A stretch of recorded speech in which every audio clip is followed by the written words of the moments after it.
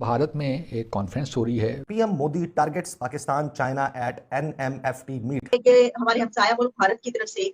शायद कुछ पाकिस्तान को जो है वो टारगेट किया गया। इंडिया ने पाकिस्तान को दहशतगर्दी का एपिसेंटर करार। तो उनका इशारा जो है भारत के वज़ीर आज़म का वो पाकिस्तान और चाइना की ही जानिब था। और फिर भारत के जो होम मिनिस्टर हैं अमित शाह, उन्होंने भी तकरीर की। उन्होंने भी मोरलेस यही बातें की कि दहशतगर्दी जो है अभी तक एक बहुत बड़ा मसला है, क्योंकि कुछ रियासतें जो हैं अभी तक उनको सपोर्ट कर रही हैं। जय हिंद दोस्तों, आतंकवाद से जुड़ी गतिविधियों पर लगाम लगाने के लिए भारत में 2 दिवसीय no money for terror funding global conference से चीन और पाकिस्तान बनाए दूरी। प्रधानमंत्री नरेंद्र मोदी और गृह मंत्री अमित शाह भी इसे संबोधित किया, जबकि दुनिया भर से 72 प्रमुख देश इस ग्लोबल कॉन्फ्रेंस में हिस्सा लिया था। मगर दुनिया के सबसे बड़े आतंक के घर पाकिस्तान और अफगानिस्तान ने इस कॉन्फ्रेंस से किनारा कर लिया था। इन सबको टेरर फंडिंग करने वाला चीन भी कॉन्फ्रेंस में भाग नहीं लिया। इससे पाकिस्तान, चीन और अफगानिस्तान पूरी दुनिया के सामने कॉन्फ्रेंस शुरू होने से पहले ही बेनकाब हो गई। बिना नाम लिए पाकिस्तान पर निशाना साधते हुए प्रधानमंत्री मोदी ने कहा कि कुछ देश अपनी विदेश नीतियों के तहत आतंकवाद का समर्थन करते हैं, क्योंकि उसमें जाहिर है इस खिते में ना तो कोई ऐसा मुल्क है जिस पे ये चार्जेस हों कि वो टेरर को फंड करते हैं, और ना ही किसी ऐसे मुल्क की ऐसी फॉरेन पॉलिसी है जिसका ताल्लुक किसी तरीके से टेररिज्म के साथ बनता हो। PM Narendra Modi said that if we want our citizens to be safe, we cannot wait until terror comes to our homes। कि हम उस वक्त तक का इंतजार नहीं कर सकते कि दहशतगर्दी जो है वो हमारे घर में घुस आए, यहाँ पर होने लगे। लिहाजा हमें कोई ना कोई एक्शन लेना पड़ेगा अगर हम अपने जो सिटीजन्स हैं, अपने शहरी हैं, उनकी हिफाजत चाहते हैं। मजे की बात यह है कि अगर पाकिस्तान ने इसका जवाब इफेक्टिवली उस वक्त दिया होता जब अभी चंद महीने पहले सितंबर के महीने में जब अक़वाम मुत्तहिदा जनरल असेंबली इजलास हो रहा था, हमारे वज़ीर आज़म तो स्पीच करके आ गए। यहाँ पर जो है वो जब जवाब देने की बारी आई, जब नरेंद्र मोदी के जगह जब वहां पर उसी यूएनजीए के इजलास में सुब्रमण्यम जयशंकर गए, उन्होंने यही इल्जाम लगाया था, चीन और पाकिस्तान का रेफरेंस दिया था। उस वक्त कोई बात नहीं की गई। इंडिया से हमें यह जवाब मिलता है कि वो दुनिया के 72 ममालिक के 450 मंदुबीन को इकट्ठा करके पाकिस्तान और चाइना को इस तरीके से मलाइन कर। भारत में एक कॉन्फ्रेंस हो रही है, एक प्रोसेस शुरू हुआ था 2018 में, और ये फ्रांस का इनिशिएटिव था। 70 से ज़्यादा ममालिक इसमें शिरकत कर रहे हैं, और बहुत सी मल्टीलैटरल ऑर्गेनाइजेशंस भी हैं, जिसमें FATF भी है, वो भी इसमें शिरकत कर रहा है। और चाइना को तो इनवाइट किया गया था, लेकिन चाइना इसमें नहीं आया इस कॉन्फ्रेंस में। पाकिस्तान को अलबत्ता मदऊ ही नहीं किया गया, हमें कोई दावत नहीं मिली इस कॉन्फ्रेंस में शिरकत के लिए। गुज़श्ता रोज़ इस कॉन्फ्रेंस की इनागुरेशन की भारत के वज़ीर आज़म नरेंद्र मोदी ने, और उन्होंने अपने की नोट एड्रेस में बहुत सी बातें की, और ख़ास तौर पे जिन बातों पे एम्फेसिस था वो यही था कि दहशतगर्दी अभी तक एक बहुत बड़ा चैलेंज है दुनिया भर के लिए, लेकिन ये चैलेंज उस वक्त तक हम उससे निपट नहीं सकते जब तक कि तमाम ममालिक एक पेज पे ना हो कि हमने हर सूरत जो है दहशतगर्दी के ख़िलाफ़ मुकाबला करना है। और साथ में उन्होंने ये भी एक लिहाज से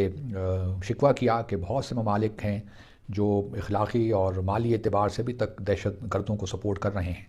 और ख़ास तौर पे मल्टीलैटरल फोरम्स में भी जो है अगर आप किसी दहशतगर्द को डेजिग्नेट भी करना चाहें तो उसमें भी प्रॉब्लम्स क्रिएट करते हैं। क्योंकि उन्होंने चाइना और पाकिस्तान का नाम तो नहीं लिया, लेकिन ये बात बड़ी वाज़ेह थी कि उनका इशारा किन ममालिक की तरफ था। क्योंकि इस वक्त भी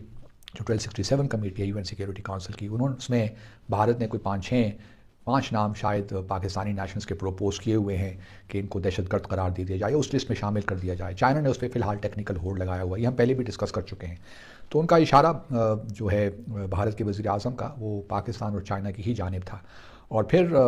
भारत के जो होम मिनिस्टर हैं अमित शाह, उन्होंने भी तकरीर की। उन्होंने भी मोरलेस यही बातें की कि दहशतगर्दी जो है अभी तक एक बहुत बड़ा मसला है, क्योंकि कुछ रियासतें जो हैं अभी तक उनको सपोर्ट कर रही हैं। अफ़गानिस्तान का भी जिक्र आया, कुछ खदशात का इजहार किया कि ये तालिबान को मेंशन तो नहीं किया, लेकिन ये कहा कि ISIS वगैरह जो हैं और जैसे जो है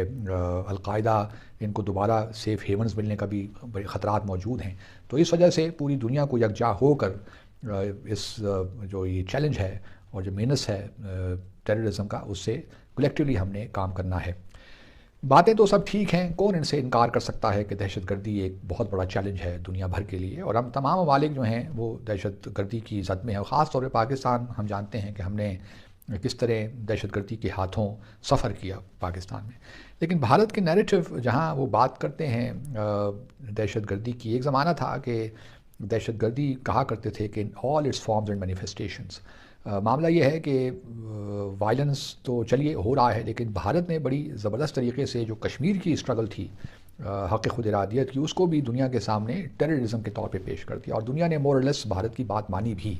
क्योंकि यूएस ने भी हिज़्बुल मुजाहिदीन जो कि लोकल एक इंडिजिनस ऑर्गेनाइजेशन थी कश्मीर की, उनको भी यूएस ने कम से कम उसको प्रोस्क्राइब कर दिया, उस पर पाबंदी लगा दी। तो भारत को इस हवाले से तो कामयाबी मिली है, लेकिन क्या किया जाए कि बात ये हज़म नहीं होती इन द सेंस कि भारत दहशतगर्दी की बातें तो करता है, लेकिन जो रियासती दहशतगर्दी है वो भी तो हो रही है। बहुत आई मीन अगर आप देखिए तो मकबूजा जम्मू और कश्मीर में क्या हो रहा है, रियासती दहशतगर्दी ही तो है। वैसे साहब 2-3 खबरें चल रही हैं इंटरनेशनल फ्रंट पे, अगर हम कहें तो उसमें एक तो ये बात कही जा रही है कि हमारे हमसाया मुल्क भारत की तरफ से शायद कुछ पाकिस्तान को जो है वो टारगेट किया गया, या बात ऐसी की गई कि उसको इस तरह देखा जा रहा है कि ये तो चाइना और पाकिस्तान के हवाले से बात की गई, क्योंकि उन्होंने ये बात की कि NMFT की जो कॉन्फ्रेंस की, नो मनी फॉर टेरर, इसके ऊपर उनकी कॉन्फ्रेंस उन्होंने कहा कि इम्पोज कॉस्ट ऑन नेशंस, के उन कौमों पर और नेशंस पर जो है उन्होंने कहा कि उसके लिए जो कौमें दहशतगर्दी को सपोर्ट करती हैं, उसके हवाले से उन्होंने कहा कि impose cost on Nations which back terror. कुछ कंट्रीज ऐसे हैं कि जो फॉरेन पॉलिसी जो है वो दहशतगर्दी को इस तरीके से सपोर्ट करते हैं कि as a part of their foreign policy. तो क्या आप समझते हैं कि अभी तो कोई ऐसा मामला नहीं हुआ, यानी पाकिस्तान तो FATF की ग्रे लिस्ट से भी निकल गया, और लेकिन फिर भी क्या ये जो है ये चाइना और पाकिस्तान के हवाले से ही ये बात की गई? देखें जी, जब ये कोई भी किसी किस्म की एक्सचेंज हो रही हो इन मुल्कों के दरमियान इस खिते में, वो इंडिया पाकिस्तान और स्पेसिफिकली और किसी हद तक चाइना भी उसमें कभी कभी शामिल हो जाता है, तो उसमें कोई बहुत ज्यादा गैस लगाने की जरूरत नहीं होती कि किसने किसके बारे में कहा है। आप अगर बात करें टेररिज्म की और फॉरेन पॉलिसी में टेरर फंडिंग की, तो उस बात इंडिया की तरफ से हो रही हो तो जाहिर है उसमें 100% एक श्योर और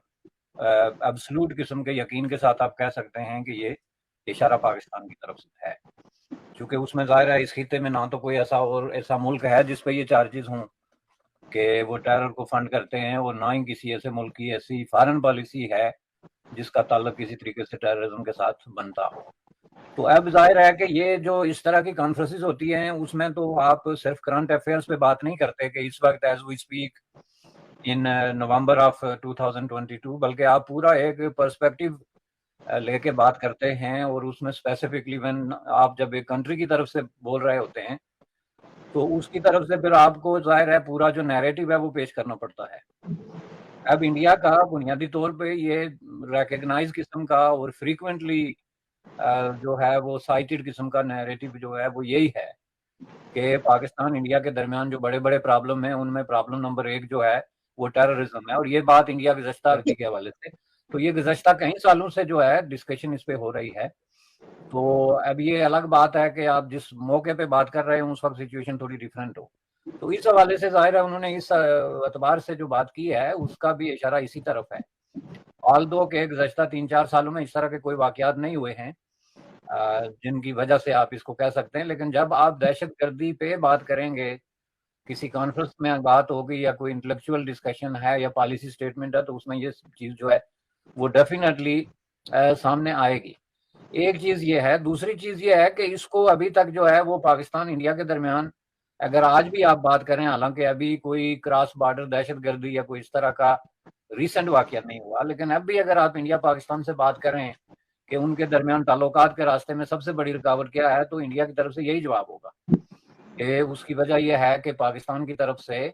दहशतगर्दी को फंडिंग होती है और उनकी फॉरेन पॉलिसी में ये एक उनसर शामिल है। हालांकि अभी मौजूदा हालात में इस तरह का कोई वाकया नहीं हुआ।